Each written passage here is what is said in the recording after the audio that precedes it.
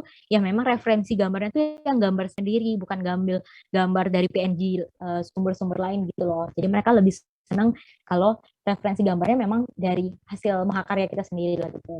Nah, sebenarnya untuk tentang desain poster ini kalian tuh alasan pemilihan warna, icon yang dipilih itu seperti apa? Terus sebenarnya pinter-pinter kalian ngeles aja ya.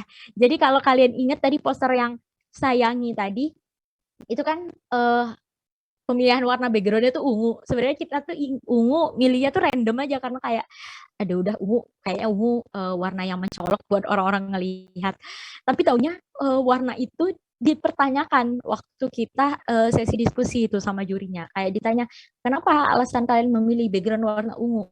Jadi usahakan setiap unsur dari poster kalian tuh punya makna dan punya arti. Walaupun nggak ada makna dan arti, kalian buat-buat aja sendiri itu makna dan arti dari bagian poster kalian. Contohnya aku tadi warna ungu ya. Uh, Jujur jawabannya waktu itu adalah karena warna ungu adalah warna yang menunjukkan atau yang memiliki arti warna kasih sayang, warna penuh cinta gitu loh intinya seperti itu. Nah, sebenarnya arti warna ungu itu juga nemu dari Google, cuman kayak apa arti warna ungu dan lain sebagainya. Jadi kita sambung-sambungin aja tuh sama judul poster aku tadi kan sayangi ya judulnya. Jadi kayak sebagai bentuk untuk menambah rasa kasih sayang antara nilai dari poster ini sebagai bentuk kasih sayang. Jadi aku ceritain dulu deh. Poster itu ada ikonnya, ada seorang anak cowok tadi di posternya. Sebenarnya itu tentang orang obesitas. Terus kayak buat ngasih tahu orang obesitas itu tadi, anak-anak yang obesitas tadi tuh harus dibimbing oleh orang tuanya biar tidak semakin parah akan menimbulkan berbagai penyakit kronis, misalnya seperti itu. Nah, sebagai bentuk kasih sayang dari orang tua tadi untuk anak-anak yang memiliki bobot tubuh berlebih, di judulnya dibuatlah judul dengan kata sayangi. Padahal itu memang judulnya udah apa ya, ngide-ngide aja dari awal intinya seperti itu. Terus pemilihan backgroundnya jadi disambungin lagi kayak dipilihlah warna ungu juga karena sebagai bentuk simbol warna yang menunjukkan kasih sayang. Karena berdasarkan literatur yang kami baca, warna ungu ini menandakan warna kasih sayang. Intinya kalian pintar-pintar buat ngelesnya seperti apa ketika ditanya alasan pemilihan warna dan sebagainya gitu ya. Intinya jiwa-jiwa ngeles kalian keluarin lah di sana. Nah, selanjutnya yang kedua tentang konsep presentasi. Kalau konsep presentasi kan nanti bakal ditanyain tuh. Misalnya tadi tuh alasan pemilihannya kalian drama misalnya. Drama terus ada sosok tokoh yang namanya Habibie. Kenapa sih anak ini jadi pemeran utamanya? Kayak kalau juri-juri yang mungkin kehabisan pertanyaan ya sering-sering nanya tentang konsep presentasi kita. Mereka tuh bakal kayak nanya ini kenapa kenapa anak ini jadi ikon utamanya. Terus bisa-bisa kalian lah buat nyangkut pautin balik lagi ya ilmu ngelesnya dipakai buat nyangkut pautin antara satu dan lainnya. Kenapa kami pakai anak ini sebagai simbol utamanya? Karena judul dari poster kami tadi sayangi Bapak Ibu sekalian. Jadi karena itu simbol yang kami pakai adalah sebuah bentuk kasih sayang kepada anak dari orang tuanya tadi antara ibu dan ayah ke anaknya itu sendiri. Nah, anak ini juga misalnya kalian sebut aja anak ini kami beri nama juga Habibi karena dalam bahasa Arab Habibi artinya kasih sayang. Oh ya, ngeles aja intinya. Yang pasti yang buat mereka tuh kayak oh ternyata kalian prepare well banget ya. Ternyata kayak setiap unsur dari hal yang kalian tunjukkan tuh memang ada sangkut pautnya, ada maknanya satu sama lain. Hal itu yang buat orang-orang pasti kayak oh ternyata kalian memang udah mempersiapkan ini dari awal. Padahal itu memang karena otak kreatifnya tadi terlalu kreatif, jadi semuanya disangkut pautin. Intinya semua hal yang kalian presentasiin itu kalau bisa punya kesinkronan lah. Misalnya kayak waktu itu aku pernah presentasi itu tentang penyakit jantung koroner. Jadi kayak drama ada satu orang yang meninggal gara-gara penyakit jantung koroner karena dia terlalu sering mengonsumsi makanan berlemak. Dia sering order junk food lah intinya seperti itu. Jadi tiga orang, satu orang tuh jadi kayak orang yang meninggalnya, dua orang itu jadi kayak orang yang berduka gitu, keluarga yang berduka. Jadi kita tuh cuman modal, sebenarnya modal presentasinya tuh nggak terlalu kayak orang-orang ya, orang-orang tuh kayak ada yang bawa spin apa roda, bukan, mereka bawa papan edukasi yang gede banget pakai triplek dan lain sebagainya, sedangkan kami itu cuman modal jilbab hitam doang sama figura kayak figura kematian yang di print foto hitam putih empat apa di kertas A4 gitu loh. Jadi kayak berduka terus datang kayak drama-drama singkat lah intinya bahwa menyesalkan kamu sekarang kamu meninggal dengan apa sebenarnya nggak boleh ya ngomongnya meninggal dengan sia-sia karena ya kesalahan yang kamu buat gitu intinya drama-drama kecil yang buat orang-orang tuh kayak buat oh ternyata kenapa ya dipilih drama ini ya kali karena balik lagi tuh kalian ke ceritanya karena ya kita tujuannya untuk mengedukasi masyarakat bahwa kalau kita terlambat sadar ya kejadiannya akan seperti ini kita memberikan contoh nyata melalui sebuah bentuk bahwa kematian itu ada karena penyakit jantung koroner itu ada gitu. Intinya ide konsep presentasi itu perlu kalian pikirkan karena kalau kita balik lagi ke guideline penilaian kan presentasi 60% ya. Sangat amat disayangkan kalau hal ini luput dari pemikiran kalian gitu loh. Oke. Okay? Yang ketiga itu tentang materi. Nah, mungkin ini yang agak tingkat pertanyaannya tuh susah ya. Jujur aku waktu itu semester PAPK, itu blok berapa ya? Aku lupa PAPK. Terus aku bawa materinya tentang penyakit jantung koroner. Jadi kayak otak yang seadanya ini membahas tentang sindrom acute coronary itu jadi agak harus belajar dari awal ya gimana plak itu terbentuk dan lain sebagainya karena pertanyaan ya balik lagi jurinya tadi kan banyak konsulen banyak dokter-dokter spesialis jadi mereka tuh menanyanya pasti apa yang mereka tahu jawabannya gitu loh mereka sering nanya ya gimana ini patogenesisnya bisa terjadi PJK pada orang tersebut coba kalian jelaskan misalnya kenapa tadi keputihan yang abnormal dapat menyebabkan kanker dan lain sebagainya misalnya kayak gitu mereka sering bertanya-tanya gitu nah sebagai bentuk solusi ya kalian tuh bagi aja materi belajarnya. Kalau aku sama teman-teman aku tuh kayak gitu. Misalnya kita bahas tentang infeksi saluran kemih. Bagi aja misalnya satu belajar anatomi fisiologi, dua belajar misalnya patogenesis, tiga belajar apa ya tata laksana kenapa obat yang dipakai misalnya antibiotik spektrum luas dan lain sebagainya kayak bagi aja pertanyaan apa materi belajarnya. Jadi kalau ditanya subbab apa kalian tuh udah tahu siapa yang bertanggung jawab untuk menjawab pertanyaan ini seperti itu. Jadi kalian nggak juga beban untuk mempelajari semuanya, tapi kalian bisa bisa menjawab lah pertanyaan-pertanyaan yang disampaikan oleh jurinya tadi. Oke, selanjutnya.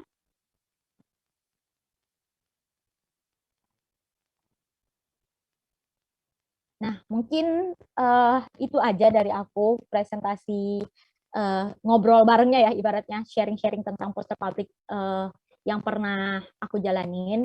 Semoga bermanfaat untuk kita semua. Mohon maaf juga apabila ada kesalahan. Boleh aku kembaliin lagi ke moderator. Silakan. Baik,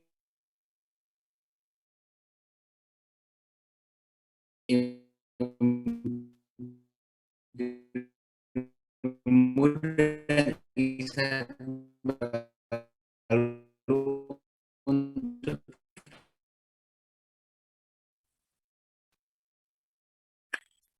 kepada para peserta yang ingin bertanya dipersilakan menggunakan fitur raise hand, mengisi di Padlet, atau mengirimkan pertanyaannya melalui kolom chat Zoom.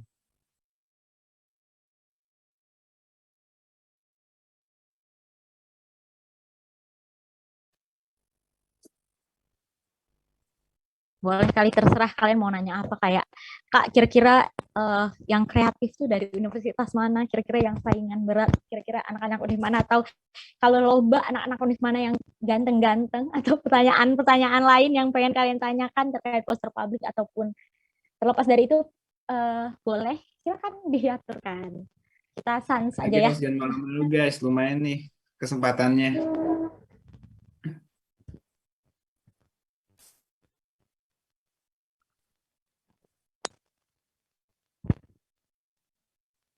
Pertanyaan anon juga boleh kok share aja chat aja ke panitianya tapi disebut anon juga boleh.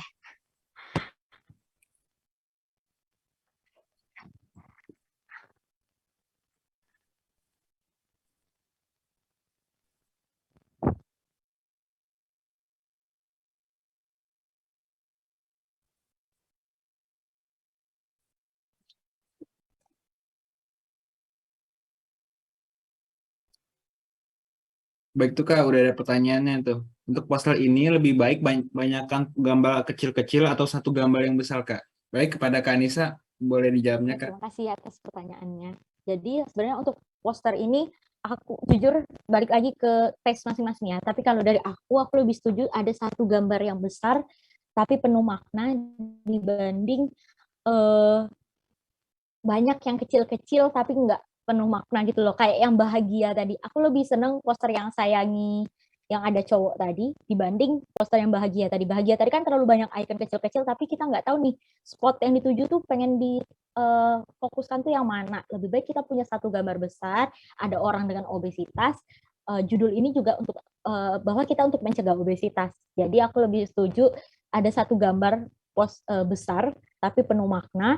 Kalian mainin aja tuh di warna backgroundnya kalau udah pakai satu poster, kayak kalian tambahin pattern-pattern apalah di belakangnya, jadi biar nggak terlalu terlihat sepi dengan satu gambar. Mungkin nanti kalian gambar icon yang kecil apa tuh seperti apa, tapi jangan terlalu rame sehingga orang tuh punya fokus yang sama gitu loh dengan kalian. Jadi lebih baik punya satu gambar yang besar tapi penuh makna dibanding terlalu banyak gambar kecil-kecil tapi hanya untuk buat rame lah istilahnya.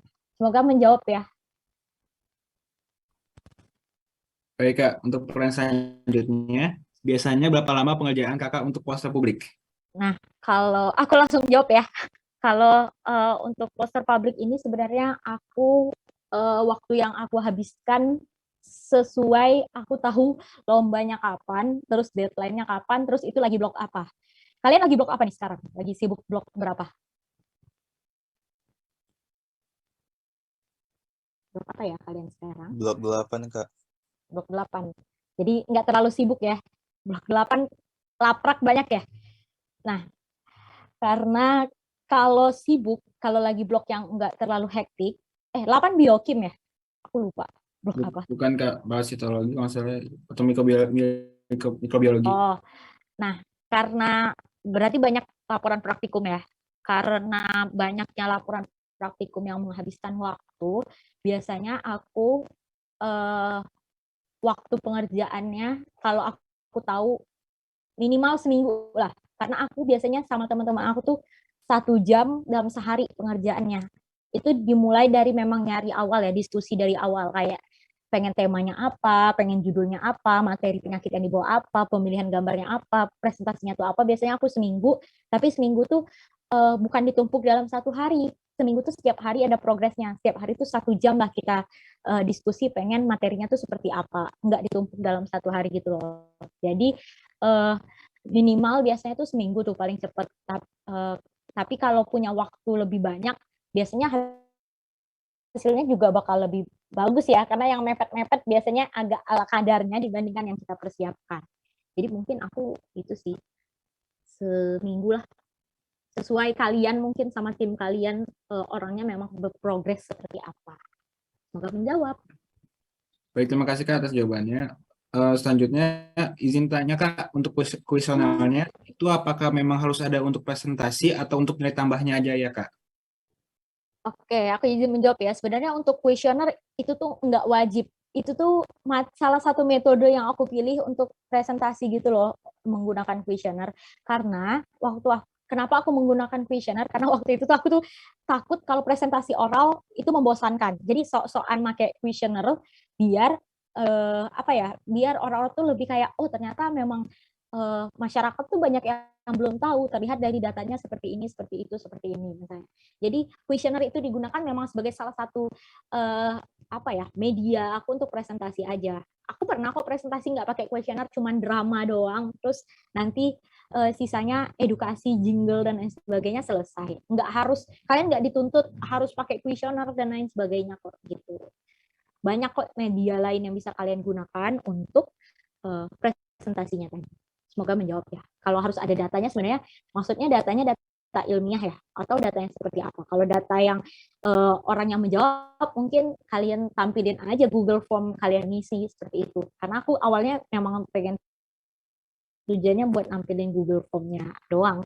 Kalau ditanya jurinya apa memang disebar, ada kok disebar melalui data Google Form-nya doang gitu.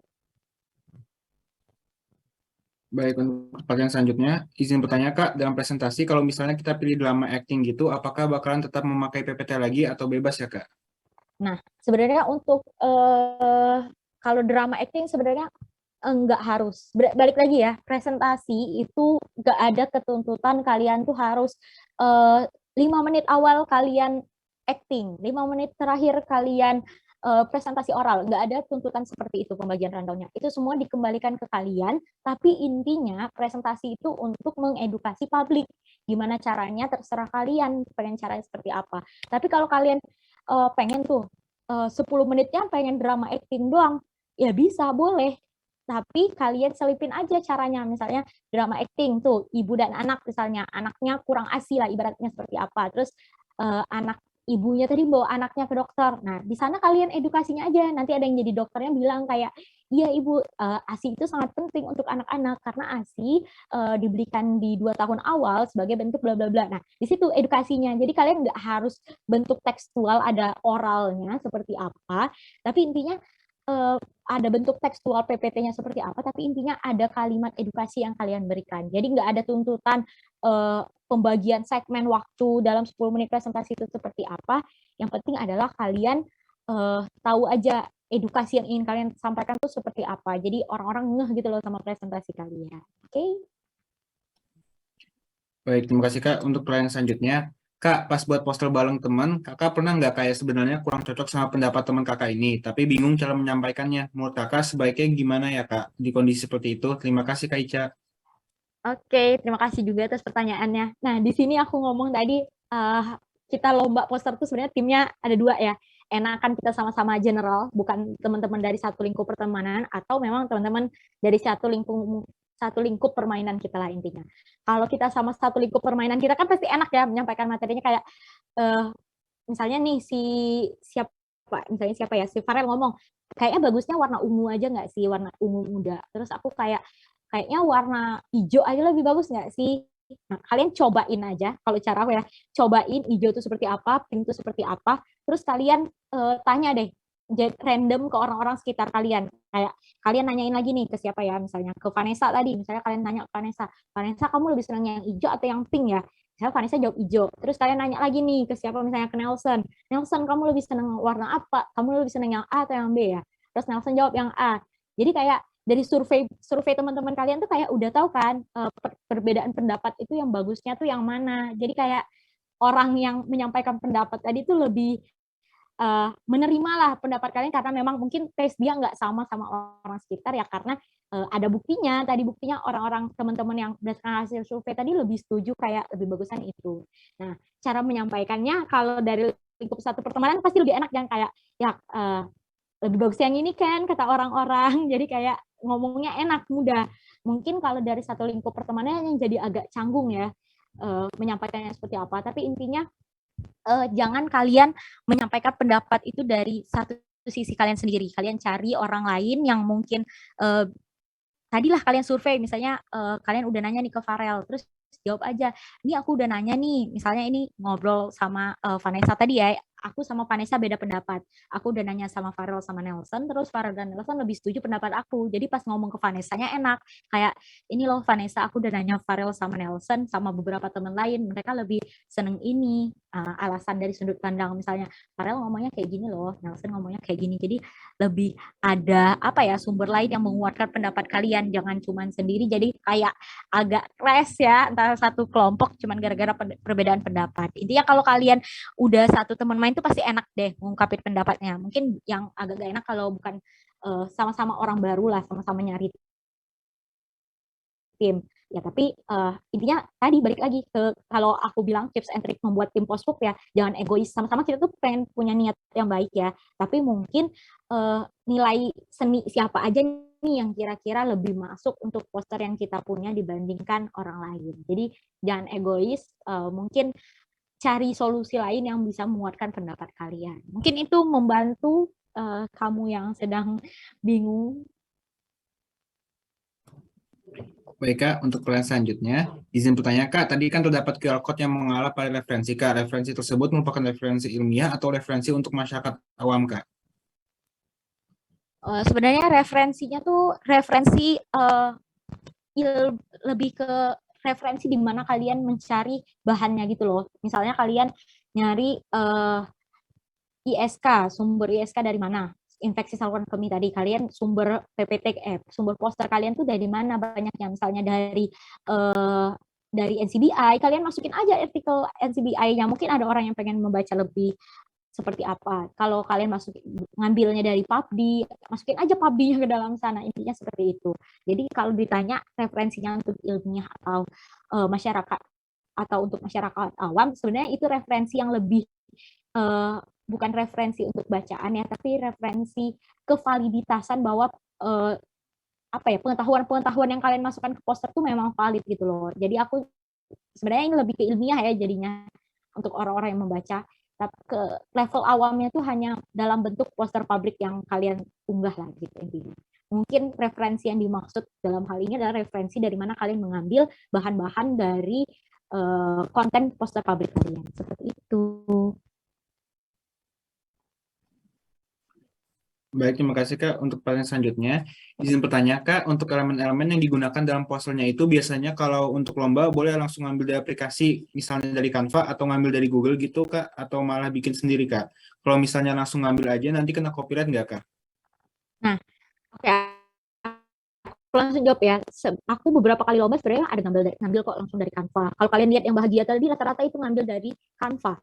Yang gambar ceweknya tuh ngambil dari Canva. Nah, ngambil dari langsung juga bisa, ngambil dari Google juga pernah bisa. Sebenarnya kita nggak bakal kena copyright karena kita menyertakan sumbernya. Makanya aku bilang tadi, masukin referensi gambar kalian ngambil tuh dari mana. Link URL-nya tuh masukin aja di link-link barcode kalian tadi. Ataupun kalian pengen nyertain di bawahnya daftar pustaka seperti itu, boleh. Intinya kalau kalian selama kalian menyertakan citasinya dari mana, insya Allah sih nggak kena copyright. Tapi memang juri itu bakal tahu yang mana gambar sendiri, mana yang gambar kalian ambil dari gambar dari Canva atau Google lainnya. Jadi mereka tuh pasti udah punya penilaian yang lebih bagus mana. Tentu penilaian yang lebih bagus ya gambar yang gambar sendiri. Karena memang itu handmade kalian ya, nggak bakal ada yang sama gitu. Jadi kalau kalian bikin sendiri ya tentu nilainya bakal lebih. Tapi kalau kalian memang terpaksa mengambil gambar dari sumber-sumber lainnya, kalian sertakan aja citasi URL-nya seperti apa biar nggak kena copyright gitu. Tapi selama ini sih belum pernah sih. Insya Allah sih nggak ada kena copyright ya, karena hak ciptanya udah kita pindahkan ke mereka, ke pihak panitia setelah kita lomba gitu. Baik, terima kasih Kak atas jawabannya. Untuk pertanyaan selanjutnya, izin bertanya Kak, Kakak biasanya dapetin ide-ide itu dari mana ya Kak? Ada rekomendasi referensi gitu nggak Kak? Terima kasih sebelumnya Kak. Nah, ngobrolin tentang ide, sejujurnya aku tuh sering malah dapet idenya tuh dari Instagram yang sering minta like lomba gitu kan. Kalian stalking aja tuh IG-IG poster-poster karya mereka, kayak ya lihat aja contoh-contoh sebelumnya, misalnya ini kayak kita mengamati ya, jangan menjiplak. Jadi kayak misalnya ini tema apa ya, tema psikiatri. Oh ternyata banyak penyakit yang dibawa tuh penyakit ini, misalnya penyakit gangguan ODGJ dan lain sebagainya. Jadi kayak oh penyakit yang dibahas tuh seperti ini. Mereka lebih menggalinya seperti ini. Jadi referensi ide-ide yang aku dapetin biasanya gara-gara aku sering stalking Instagram orang-orang yang sering mengadakan lomba gitu loh. Jadi kayak kalian stalking aja tuh Instagram orang-orang yang lagi sering minta likes buat lomba, kalian stalking aja buat cari ide-ide. Biasanya sih aku dari sana. Baik, terima kasih Kak jawabannya. Untuk pertanyaan selanjutnya, Kak, apa saja komponen dari poster dan ada tips nggak Kak untuk peletakan setiap komponen dari poster? Oke, mungkin tadi udah aku jelasin ya di awal, di komponen poster tuh ada apa aja di bagian konten. Jadi intinya komponen tuh agak tricky, setiap orang tuh beda-beda gitu loh. Tapi kalau aku ada 6 hal yang wajib ada di poster. Pertama itu judul. Judul tadi udah aku jelasin gimana pemilihan judulnya harus laras, menarik, dan lain sebagainya. Yang kedua definisi tentang penyakitnya. Intinya definisinya jangan terlalu ilmiah, definisi yang cocok untuk didengarkan publik seperti apa. Dan ketiga yaitu faktor risiko. Faktor risikonya, yang ketiga epidemiologi dulu. Gimana cara kita menarik masyarakat bahwa penyakit ini tuh banyak ternyata. Yang ketiga, faktor yang keempat, faktor risiko. Apa aja faktor risiko yang bisa mencetuskan penyakit itu muncul. Yang kelima yaitu manifestasi klinis, kayak gejala-gejala yang muncul itu seperti apa.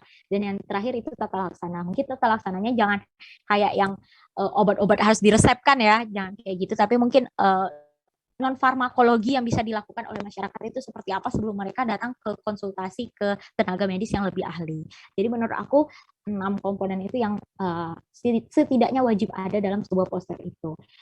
Nah, untuk peletakannya sebenarnya kalau aku yang pasti aku lebih setuju bahwa judul dan definisi itu di atas, di bagian atas. 1/3 atas itu harus diisi definisi, judul, dan epidemiologi, karena orang-orang yang baca poster itu bukan orang-orang yang terbiasa membaca komik gitu loh, kayak dari kanan ke kiri dan lain sebagainya. Mereka orang-orang yang biasanya melihat yang font paling besar lebih dahulu untuk diutamakan di atas. Karena aku tuh pernah ya namanya ya juri-jurinya tuh dosen-dosen klinis gitu ya. Jadi mereka tuh kayak yang menganggap bahwa yang kita buat tuh ya kayak lebih artikel pada umumnya, intinya mereka membacanya dari atas. Kalau dari bawah tuh mereka tuh menganggap bahwa apa ya, misalnya judul di bawah mereka tuh menganggap kayak ini agak tidak semestinya susunannya tuh seperti ini. Intinya orang-orang tua lah, intinya jurinya tuh orang-orang tua. Bagaimana kalian menarik orang-orang tua itu kan? Mereka kayak terbiasa membaca koran, jadi kayak fontnya biasanya aku susun sesuai peletakan kayak susunan koran lah intinya. Maksudnya koran ya nggak harus kecil-kecil dan lain sebagainya ya, tapi intinya judul, definisi, dan epidemiologi itu sebagai hal yang menarik orang-orang untuk membaca tuh ada di atas. Sisanya boleh kalian mainin lah, mau kayak miring kiri lah, lurus, datar, kayak dalam bentuk lines ataupun dalam bentuk kotak-kotak, itu terserah kalian mainin di manifestasi, tata laksana, dan faktor resikonya. Intinya untuk peletakan itu sebenarnya balik-balik ke sesuai tata letak atau jumlah atau ukuran dari poster kalian ya. Sebenarnya itu balik lagi ke apa ya, kemauan sendiri lah intinya. Tapi intinya kalau aku lebih sering mainin hal-hal yang menarik, manifestasi apa tadi, judul, definisi, dan epidemiologi selalu di atas, karena itu yang buat orang-orang notice nih yang pengen kita jual tuh apa gitu. Yang lainnya boleh deh kalian mainin di bawah-bawah. Baik Kak, terima kasih atas jawabannya. Karena keterbatasan waktu, maka sesi tanya jawab kita cukupkan. Baik, kita akan ke agenda selanjutnya. Tapi sebelum itu kita akan dokumentasi dulu nih. Langsung saja kepada tim Publik dipersilakan untuk mengambil alih.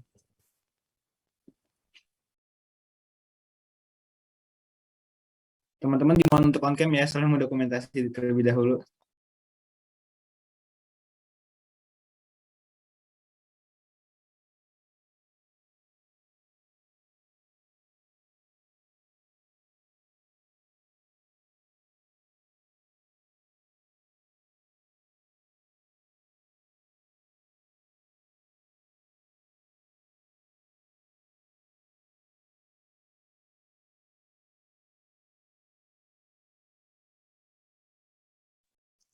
Baik, saya izin untuk mengambil alih sesi dokumentasi. Untuk pertama, gaya formal terlebih dahulu. Kepada teman-teman boleh di on cam terlebih dahulu.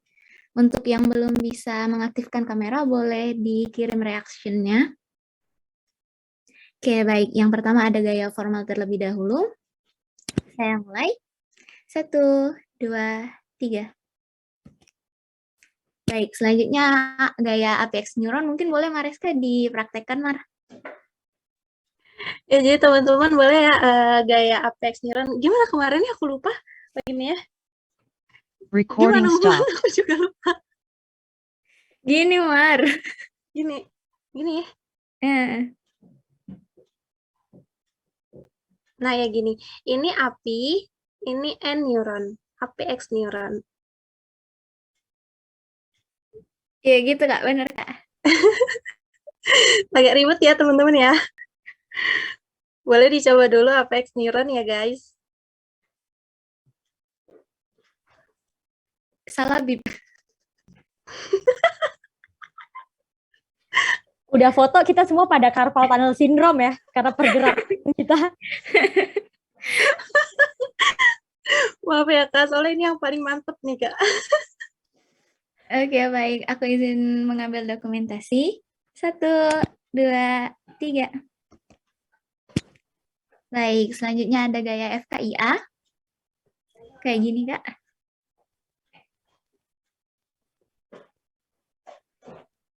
Oke, izin mengambil dokumentasi. 1, 2, 3.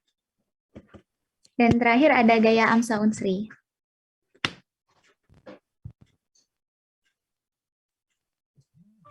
Baik, saya izin mengambil dokumentasi. 1, 2, 3. Oke, baik. Terima kasih banyak. Saya kembalikan lagi kepada moderator. Eh, Terima kasih, Dok. Sebelumnya Kak izin bertanya, apakah PPT-nya boleh di-share kepada peserta? Boleh, silakan. Baik. Kalau masih ada yang bingung kalau udah baca PPT-nya, kalau mau nanya-nanya boleh kok. Kita sharing lebih lanjut. Baik Kak, saya mengingatkan juga kan nanti Kak Anissa jangan lupa kembali ke Menlum ya kan nanti ada penyerahan sertifikat. Lalu selanjutnya, agenda selanjutnya adalah kuis untuk peserta. Akan diberikan waktu 10 menit untuk mengisi kuis dan diharapkan bagi semua peserta untuk mengisi kuis ini. Kepada panitia dipersilakan untuk membagikan link dan share screen timernya.